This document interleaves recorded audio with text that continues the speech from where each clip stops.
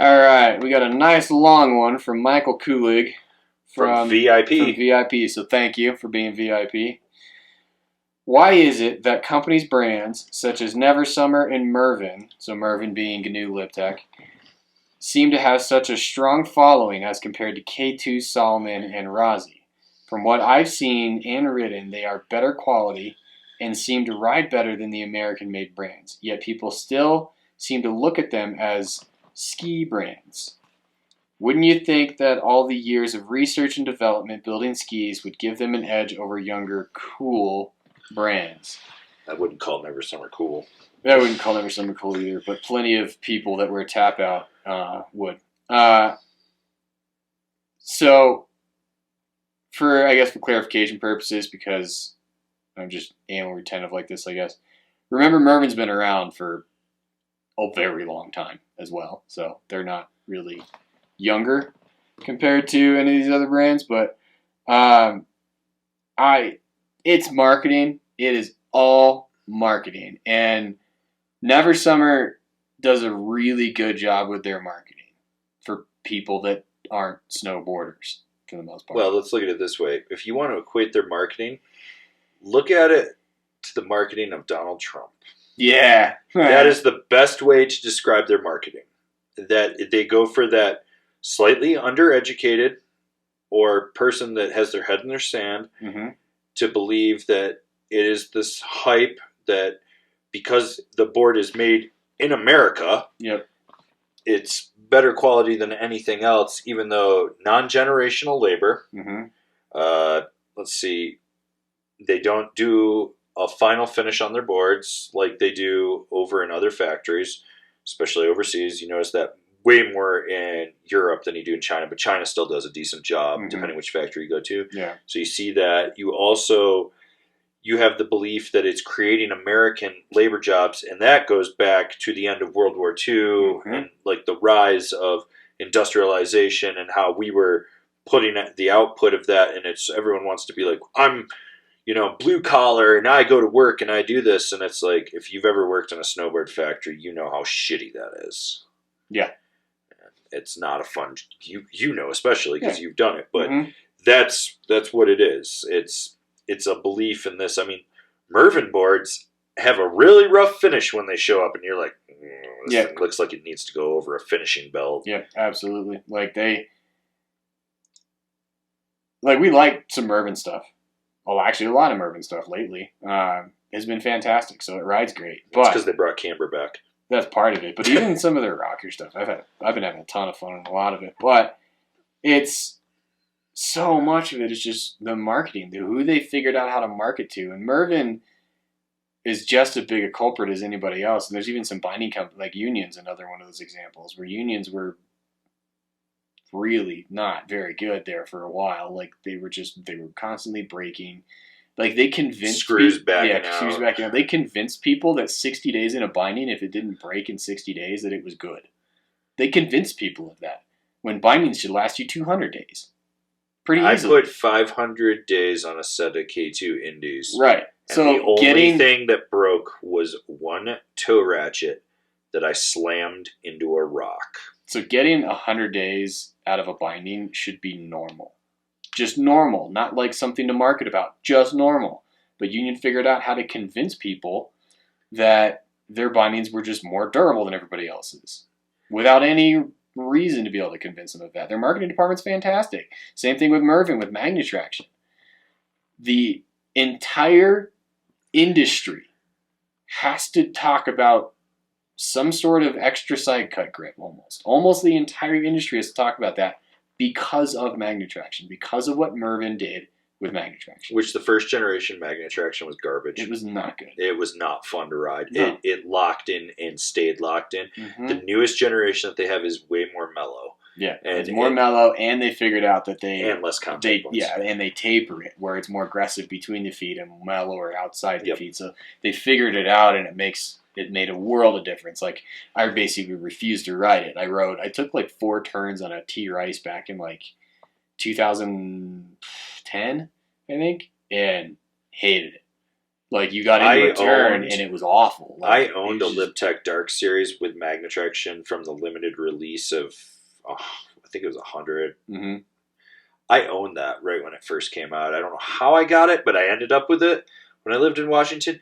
And if it was an icy day at Stevens Pass, oh, that thing was great. You never had to worry about washing out, but you would stay locked in. Yeah. And to the point, it did not disengage a turn. Mm-hmm. And you were just like, I'm taking this until I can get the board back to flat basing. Yep. And that's how it was. But marketing is by and far the largest thing. They found a demographic. I mean, they can slap a Colorado flag and suddenly be like, we're American made by America, 'cause America, fuck yeah. Yep. You know, and the funny thing is you go there and it's like, you got a bunch of Mexican guys working down there that don't snowboard. Mm-hmm. I'm not saying all of them don't, but I'm just saying you got that. And that's where it is. And like Mervin's is by snowboarders for snowboarders. Near Canada. So they sort of vaguely push the U.S. made thing, and it's certainly a consideration. And I get plenty of people that say, I've only ever bought Mervin, they're made in the U.S. But I at least appreciate the fact that their marketing isn't made in the U.S., it's made near Canada. They're more concerned with the Canadian thing. And that's just... Well, the snowboarders with jobs thing. Right, the snowboarders with jobs thing. That's been one of the huge things, which, like, I don't... Okay, do I need a Formula One driver to fucking make a car for me now? I don't want Mario Andretti building my car. Thank you. I want a skilled laborer building my car. That's kind of the big thing with it. The other thing is, I think there was this older generation, and I still run into it in certain... They're like, we don't sell ski brands in our shop.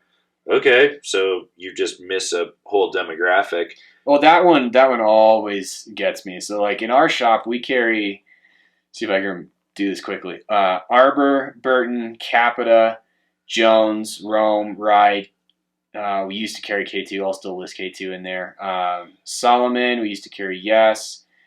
And I've got to be missing somebody. Flow. Yeah, we do Flow bindings. So, out of all of those brands, Burton is one of our smallest brands, technically. And that's because you have these massive conglomerate groups that own all of this stuff. And then Mervin, Live and Gnu. That's what I forgot. That, like, Live and Gnu, I forget where they are now, but aren't they still a part of that whole Altamont Capital Partners, which also owns Dakine. Yeah, Dakine. Like, massive, massive companies that have a reach beyond snowboarding that are the parent companies of this. Or you look at Volcom. Volcom's owned by the same company that owns Gucci. Vans is owned by the same company that owns North Face. So this whole concept of, they're a ski company. So is Never Summer. They make Icelandic skis. So deal with that.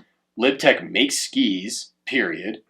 Like, it's just ridiculous. Like, it frustrates me so much, dude. Like, that argument is so dated. It's so ridiculous. Like, Solomon has been making snowboards since the 90s. My K2's favorite... been making snowboards since the 80s. Like, get over it. My favorite is the people that are like, oh, no, I only buy American-made product. And I'm like, got an iPhone, huh? China, Foxconn. Mm-hmm. I'm like, oh, what you got a brand new Ford with an infotainment center? Whole infotainment center is made in China in that thing. Mm-hmm. Also, you can't buy bindings that aren't made in China. Or boots. Well, you can. Boots. I think you can still get them in Italy. You might be able to. And Union still a couple of the Union's frames are made in Italy. But they're assembled, I think, still in China. But China makes could be wrong on that one. But, yeah. But there's that. And all of the raw materials are still coming from mostly Asia. And then but the other thing that I feel is, like, they start this fanaticism, and it's the same people that are like, we got to build the wall. Yeah, or we've got to... Or the best way to equate it is, like, I am only this sports team, and I live and die by this sports team. And I'm like... It's the same kinds of people. It's the same type of people. It's their condition to not think outside the box. Mm-hmm.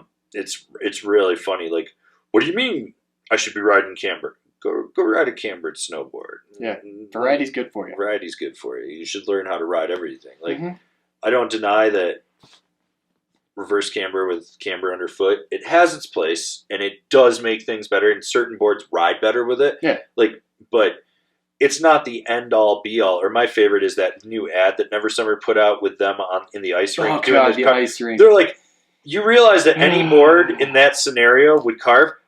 I want to see him transition that from his toe to a flat up onto his heel. You can't. And that will not happen. No. That.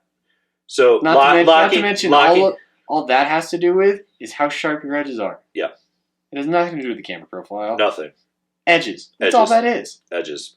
You sharpen an edge and you can set it. Or my favorite that I saw, and I wonder if this was on purpose or not, but I remember last season, I think it was last season when they did the forklift ad. That's older. They did that. That was a replay of an old ad, I think, from 91 or 92 that they did. Gotcha. And they just like... Because I saw Marhar just did it, too. Oh, Marhar's done it? I think K2 did it back in the day. Like, everyone's kind of done it at some point. It's these marketing things that just... But are you ever going to actually be in a scenario where your snowboard will break from that pressure? No. Absolutely not. No. Yeah. I mean... And you put any soft snowboard in there, and it'll do that. You put something super stiff in there, and it'll probably explode. Because physics and things. But, pressure. Yeah. And then as far as why, like K2, Solomon, and Rossi don't have that following, and a lot of his marketing, K2 specifically, has K2 just fell had a off. very hard time with their marketing and their brand identity. That's a lot of it is brand identity, where Mervin, Union, even, you're talking like Volcom 686, like all these brands have a brand identity that they figured out years and years ago, and they stuck to it. And that's a huge part of it, too, is the consistency around what you decided your brand identity is. K2 had one, for sure. And then they lost it. And now they're trying to bring it back. Yeah. And it's funny, like, talking with people I know at Rosenall, and they were like, at one point we had this team, and it was like the most, like, people forget that Travis Rice rode for them. Yeah, Travis Rice, Jeremy Jones, like... Andrew Crawford, Todd Richards, Hannah Beeman, JF Pelchat, Dion De La Salle. The team was fucking stacked. Yeah. And then it was like, bleh. And then it went away, and then now they're in this weird thing where, like, they've kind of figured out that they actually know how to make good boards. If they would ever get their head out of their ass to make good bindings, like, just so throw, close. They could just throw, no, they're not. They need a lot of work. Same thing with their boot division. Yeah, but it's one of those things. But talking with my friends that work there and other people that I know that work there, and they're like, we're in a really good place. Like, we're moving good units. Like, we've kind of figured this out. We've got a good story with technology. We've got a good story with the graphics, stuff like that. Like, we're way better than where we were. Like, I'd say about 8 years ago, I thought they were going to be done. I thought Rosenthal was just going to be like, snowboard division, done. Same. Like, just right around the same time like Atomic cut it. Yeah. Mm-hmm. God, Atomic. Fuck. There was a brand that could have made it. Yeah, they could have. And they fucking blew it. Yeah. But, it's one of those things, and I think a lot of it also, that older person mindset that's like, no, this is just skiing, and I hate skiing. You know what, dude? I fucking hate skiing. I tell skiers every day that they fucking suck, and I don't really care. It's like, you're fucking annoying and you pissing me off, but at the end of the day, I'll still ride a K2. K2 makes the best boots for my foot. I had someone try to tell me to put on Adidas, and I was like, so you'll hate a ski company. You'll hate a ski company that's made gear since 1987. 1987, so we're at 32 years of K2 snowboards. And they've never hid that they were another brand, not like Elan was making Nail and other things, and Oxygen was Atomic. And in the meeting where they decided to start making snowboards, one of the first things they talked about is that they had to run the snowboard department completely separate from the ski department. Yeah. And they still do. But this is what I love is they're like, but you should go to Adidas. And I was like, so you'll sell out to a fucking soccer company that literally came in after Nike did because they felt that they were, me too, we could make money at it. Mm-hmm. And they're making boots that literally look like the old Snow Jam ones from 1998. Mm-hmm. And you're going to tell me that that's a good brand, but I shouldn't support K2, or I need to support Volcom, which is owned by Gucci, and the Youth Against Establishment when they're now part of the establishment. Yeah. They're yesterday's radical is today's conservative. Yeah, my favorite dude was the Capita Union Nike dude. That guy, just Like, such a mixed message there. Yeah. Like, oh yeah, support like true snowboard brands. Also Nike. That was the one that always blew my mind with Nike, was the amount of people that are like, I only support core brands and I ride Nikes. Yeah. And I'm like, I can never get behind Nike. I can never get behind Nike because growing up skateboarding, I was like, it's Nike. It's a jock brand. I couldn't. And I called it when I was like, they will pull out, and then they pulled out. Like almost a year to the date that I said they would pull out too, which was really funny. So that's kind of everything I can think of. It's marketing and ideologies rolled into one, and it's like you start to realize like you get these people that are just, they don't think. Yeah, that's it. And they just let it be so much of their own personal identity that it can't. That's the other thing, is like they can't function without being like, I'm a Never Summer guy, and I've got a Never Summer sticker, or up in the Northwest, I'm a Lib Tech guy, I'm a Mervin guy. Yeah. You know, and I see it sometimes around people in Michigan. They're like, I'm a Marhar guy, and you know, but on the East Coast, it was like, I'm a Burton guy, and then I knew people that like stopped riding Burton, and they're like, they're making them in China. Like, well, they're making them all over the place. Yeah, they are. Like, let's be real here.